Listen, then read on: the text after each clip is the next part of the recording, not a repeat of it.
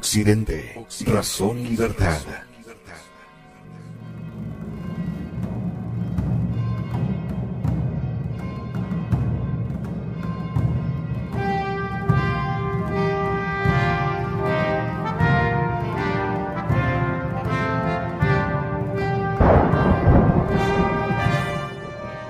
La Iglesia Católica ha hecho más que ninguna otra institución para dar forma a la civilización occidental.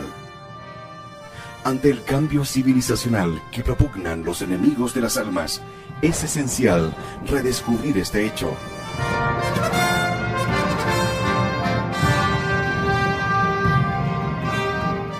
Porque Occidente es la civilización de la cristiandad.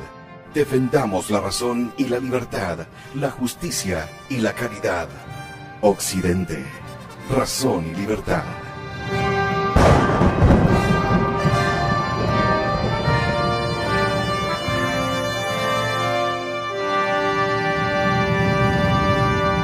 Occidente, razón y libertad.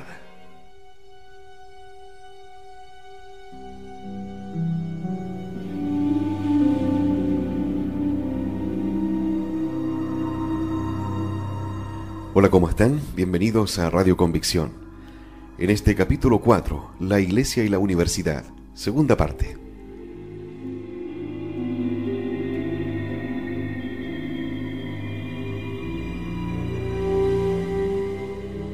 El período escolástico. Si la Edad Media hubiera sido, en verdad, un tiempo en el que los asuntos se resolvían por el mero recurso a la autoridad, este compromiso con el estudio de la lógica formal habría carecido de sentido. El ejercicio de la lógica revela, por el contrario, la existencia de una civilización decidida a comprender y a persuadir. A tal fin, los hombres educados deseaban formar universitarios capaces de detectar las falacias lógicas y de formular argumentos lógicamente sólidos. Este fue el período escolástico. Es difícil ofrecer una definición satisfactoria del escolasticismo válida para todos los pensadores a los que engloba.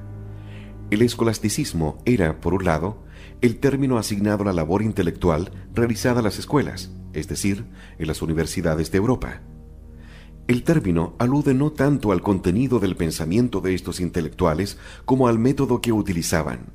Los escolásticos se entregaban a la razón como herramienta indispensable para el estudio de la teología y la filosofía, y a la dialéctica, la justaposición de posiciones contrarias, seguida por la resolución del asunto elisa mediante el recurso a la razón y la autoridad, como método más adecuado para abordar cuestiones de interés intelectual. A medida que esta tradición fue madurando, los tratados escolásticos empezaron a ceñirse a una pauta fija, que consistía en plantear una cuestión, exponer los argumentos contrarios, ofrecer la opinión del propio autor y dar respuesta a las objeciones. Es posible que el primer escolástico fuese San Anselmo, 1033 a 1109. Anselmo, que fue abad del monasterio de Bec y arzobispo de Canterbury, se distinguió de la mayoría de los escolásticos por no sostener una postura académica formal, si bien compartía con ellos el uso de la razón para explorar las cuestiones de índole teológica y filosófica. Su Cur Deus Homo, por ejemplo, analiza desde un punto de vista racional por qué era oportuno y adecuado que Dios se convirtiera en hombre. En los círculos filosóficos, sin embargo, San Anselmo era más conocido por su prueba nacional de la existencia de Dios. Su línea argumental, conocida como argumento ontológico, ha estimulado e intrigado incluso a quienes discrepan de ella. La existencia de Dios estaba para Anselmo implícita en la propia definición de Dios. Así como un buen conocimiento y una comprensión profunda de la idea de 9 implica que la raíz cuadrada de este número es 3, una comprensión profunda de la idea de Dios implica que este ser debe existir necesariamente.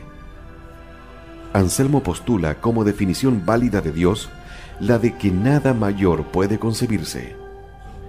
En aras de la sencillez, reduciremos la formulación de Anselmo a el más grande ser concebido.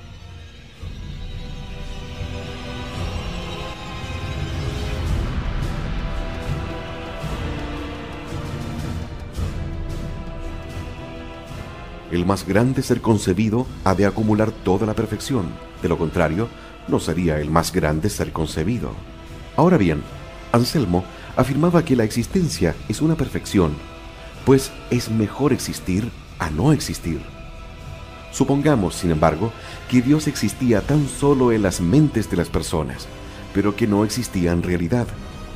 Esto equivale a decir, supongamos que el más grande ser concebible solo existiese como una idea en nuestras mentes y no tuviera existencia en el mundo extramental, el mundo fuera de nuestras mentes. En ese caso, no sería el más grande ser concebible, puesto que seríamos capaces de concebir un ser mayor, un ser que existiera tanto en nuestras mentes como en el mundo real. Así, la mera noción de el más grande ser concebible implica de inmediato la existencia de dicho ser, pues si no existiera en el mundo real, no sería el más grande ser concebible. Filósofos posteriores, entre los que figura Santo Tomás de Aquino, no llegaron a convencerse de la prueba de San Anselmo, si bien una minoría ha insistido en que Anselmo tenía razón, pese a lo cual muchos grandes filósofos se vieron compelidos a considerar la argumentación del santo por espacio de los 5 siglos posteriores y aún más adelante.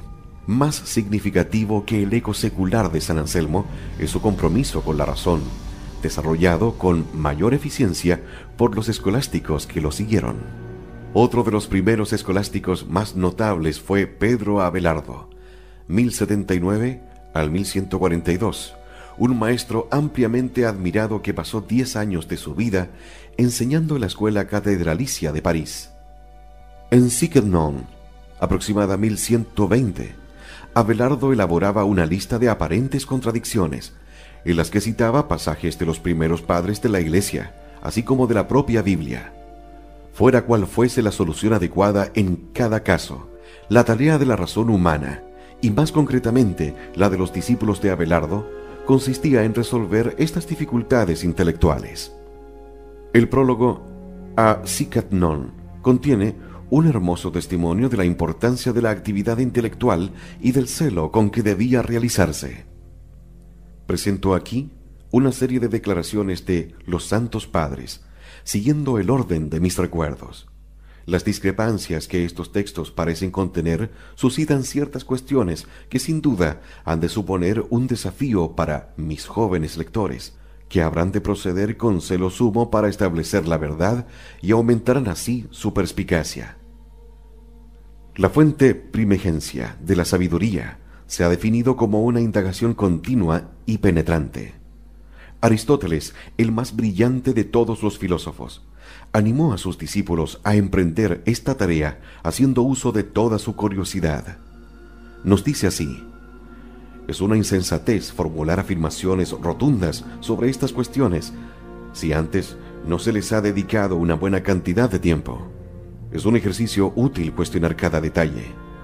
Cuando hacemos una pregunta, empezamos a indagar, y cuando indagamos, alcanzamos la verdad, y la verdad nos ha dicho, ciertamente, buscad y encontraréis, llama y se os abrirá.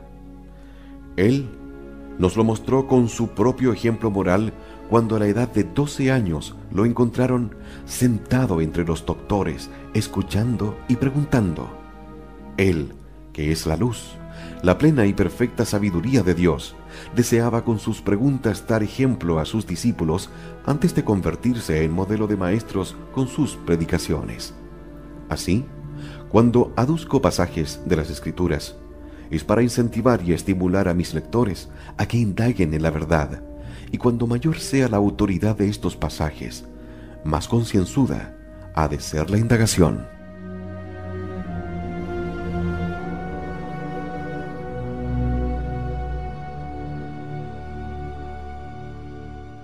Pese a la censura eclesiástica que le acarrió este trabajo sobre la Trinidad, Abelardo estaba en línea con la vitalidad intelectual de su época, con la que compartía la confianza en los poderes de la razón que el hombre había recibido de Dios. Abelardo fue un fiel hijo de la Iglesia. Los eruditos rechazan hoy la idea de que Abelardo fuese un racionalista convencido, a la manera del siglo XVIII, que se servía de la razón con el propósito de socavar la fe. Su obra fue siempre constructiva y encaminada a reforzar el gran edificio de verdad que la Iglesia poseía. En cierta ocasión, Abelardo dijo que no deseaba ser filósofo, si eso significaba rebelarse contra el apóstol Pablo, ni tampoco un Aristóteles, si eso significaba separarse de Cristo. Los herejes, decía, empleaban los argumentos de la razón para arremeter contra la fe. De ahí que fuera sumamente oportuno y adecuado que los fieles a la Iglesia hiciesen uso de la razón en defensa de la fe. Aun cuando Abelardo asombró a más de uno en su día, su adhesión a la razón para abordar las cuestiones teológicas sirvió de ejemplo a escolásticos posteriores y culminó un siglo más tarde con Santo Tomás de Aquino. En ese breve lapso de tiempo, la influencia de Abelardo resulta evidente en el caso de Pedro Lombardo, aproximadamente 1100 al 1160. Pedro Lombardo sirvió brevemente como arzobispo de París y escribió Las Sentencias, una obra que, junto con la Biblia, habría de convertirse en el libro de texto fundamental para los estudiantes de teología en el curso de los 5 siglos siguientes. El libro en cuestión es una exposición sistemática de la fe católica y se refiere a numerosos asuntos, desde los atributos de Dios hasta cuestiones como el pecado, la gracia, la encarnación, la redención, las virtudes, los sacramentos y las 4 realidades últimas, la muerte, el juicio, el cielo y el infierno. De manera muy significativa, buscaba la conciliación entre la dependencia de la autoridad y la voluntad de recurrir a la razón para explicar las cuestiones teológicas. El más grande de los escolásticos, y ciertamente una de las más grandes mentes de todos los tiempos, fue Santo Tomás de Aquino, 1225 al 1274. Su sobresaliente Summa Theologiae planteaba y respondía a millares de preguntas sobre teología y filosofía, desde la teología de los sacramentos a la justicia de la guerra, pasando por si debían criminalizarse los vicios. Santo Tomás afirmaba que no. Santo Tomás demostró que Aristóteles, a quien tanto él como muchos de sus contemporáneos consideraban el mejor pensador profano, podía armonizar perfectamente con las enseñanzas de la Iglesia. Los escolásticos discutieron sobre muchos e importantes problemas. Si bien en los casos de Anselmo y Aquino hemos preferido centrarnos en la existencia de Dios, acaso el ejemplo clásico de uso de la razón en defensa de la fe. La existencia de Dios se enmarcaba en la categoría de conocimientos que, a juicio de Santo Tomás, podían alcanzarse mediante la razón, además de la revelación divina. Ya hemos visto el argumento de Anselmo, el Aquinate. Por su parte, desarrolló 5 maneras de demostrar la existencia de Dios en su Summa Theologiae, explayándose en su descripción en la Summa contra Gentiles.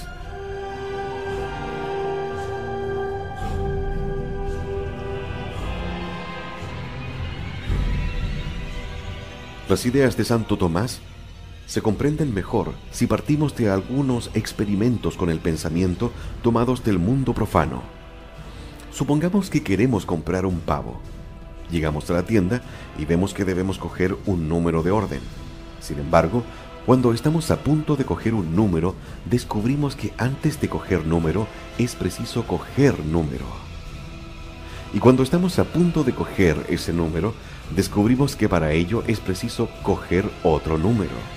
Así, debemos coger un número para coger un número para coger un número que nos permita comprar un pavo. Supongamos ahora que la serie de números que debemos coger es infinita. Cada vez que estamos a punto de coger un número, descubrimos que para ello siempre es preciso coger un número anterior. En estas condiciones, jamás llegaremos al mostrador para comprar el pavo. Desde aquí y hasta el final de los tiempos, no haremos otra cosa que coger números. Si resulta que vemos pasar a alguien que acaba de comprar medio kilo de roast beef, comprenderemos de inmediato que la serie de números no es infinita. Ya hemos visto que si la serie fuera infinita, nadie lograría jamás llegar hasta el mostrador. Sin embargo, la persona que lleva el roast beef lo ha conseguido de algún modo. Por lo tanto, la serie no puede ser infinita. Consideremos otro ejemplo. Imaginemos que queremos matricularnos para asistir a un curso en la universidad, para lo cual vamos a hablar con el secretario, el señor González. El señor González nos explica que para matricularse en ese determinado curso es preciso dirigirse al señor Pérez. El señor Pérez, a su vez, nos remite al señor García. El señor García nos deriva al señor López. Si esta serie fuese infinita, si siempre fuera necesario hablar con otra persona antes de poder matricularse, es evidente que jamás llegaríamos a formalizar la matrícula. Estos ejemplos pueden parecer muy alejados de la cuestión de la existencia de Dios, pero no lo están. La prueba de Santo Tomás es en cierto modo análoga a ambos. Santo Tomás parte de la idea de que todo efecto requiere una causa, y que en el mundo físico no existe nada que sea la causa de su propia existencia. Esto se conoce como principio de razón suficiente. Cuando, por ejemplo, encontramos una mesa, sabemos perfectamente que su existencia no es espontánea. Su existencia se debe a algo, el carpintero que la ha construido y la disponibilidad de materias primas. La existencia de Z se debe a alguna causa Y, pero resulta que Y, que no puede existir por sí misma, también necesita una causa. Y debe su existencia a la causa X. Pero, ¿a quién le debe X su existencia? X debe su existencia a la causa W. Al igual que los ejemplos de la compra del pavo y la matrícula en la universidad, nos enfrentamos aquí con las dificultades que plantea una serie infinita. En este caso, el problema es el siguiente. Cada causa de un efecto dado requiere a su vez de una causa para dar cuenta de su existencia. Esta causa requiere a su vez una causa y así sucesivamente. Si la serie a la que nos enfrentamos es infinita, puesto que cada causa precisa una causa anterior, nada habría podido llegar a existir jamás. Santo Tomás explica que, por lo tanto, debe existir una causa sin causa, una causa que no precise de ninguna causa. Esta causa primera, afirma Santo Tomás, es Dios. Dios es el único ser cuya existencia es parte de su misma esencia. Ningún ser humano debe existir necesariamente. Siempre pasó algún tiempo antes de que cada uno de nosotros llegase a existir, y el mundo seguirá existiendo cuando cada uno de nosotros haya perecido.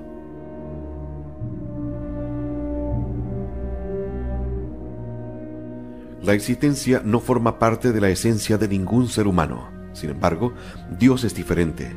Él no puede no existir, y Él no depende de nada anterior a sí mismo para explicar su existencia.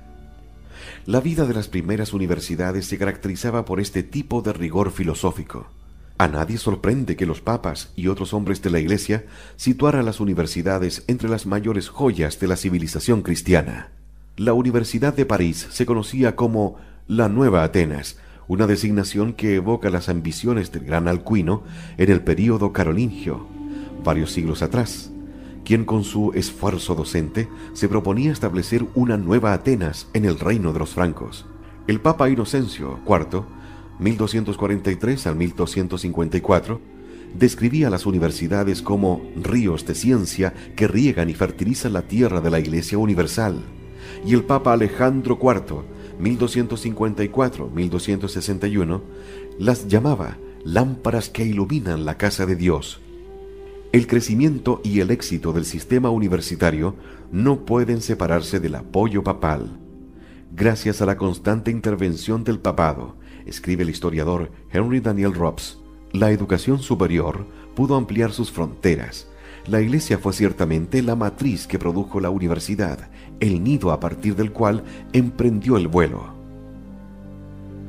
Es un hecho contrastado que una de las principales aportaciones de la Edad Media a la ciencia moderna fue la libertad de investigación en el mundo universitario, donde los académicos podían debatir y discutir problemas sobre los cimientos de la razón humana. En contra de la imagen groseramente inexacta de la Edad Media que hoy pasa como conocimiento adquirido, el esfuerzo de los intelectuales medievales resultó decisivo para la civilización occidental. Los eruditos de la Alta Edad Media concluye David Lindbergh en The Beginnings of Western Science, 1992, crearon una extensa tradición intelectual, en ausencia de la cual el progreso de la filosofía natural, esencialmente las ciencias naturales, habría sido inconcebible. Uno de los grandes historiadores del siglo XX, Christopher Dawson, observó que desde el nacimiento de las primeras universidades, los estudios superiores estuvieron dominados por la técnica de la discusión lógica.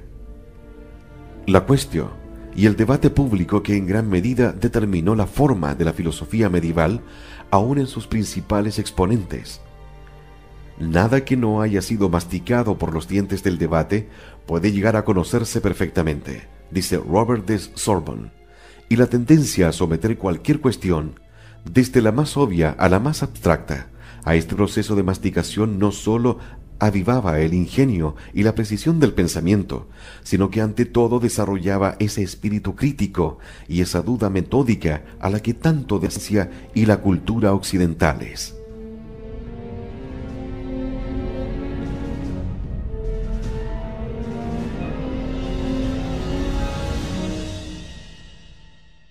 El historiador de la ciencia Edward Grant coincide con este juicio.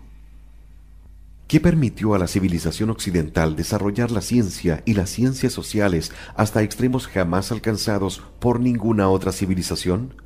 La respuesta, estoy convencido, reside en un persuasivo y sólido espíritu investigador que surgió como consecuencia natural del énfasis en la razón desde la época de la Edad Media.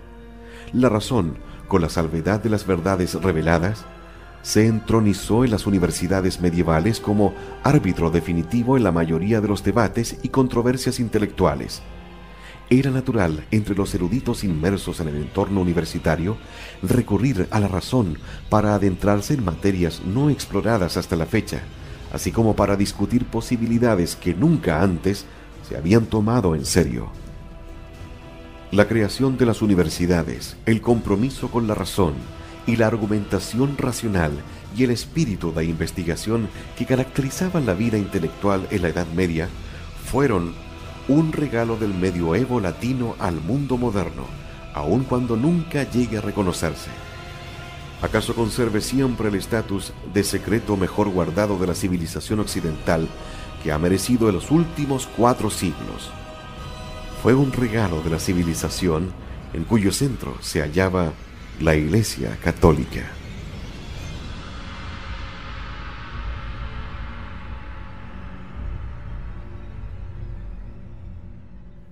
Nos volvemos a encontrar en un próximo capítulo, aquí en Convicción Radio. Muchas gracias por su sintonía.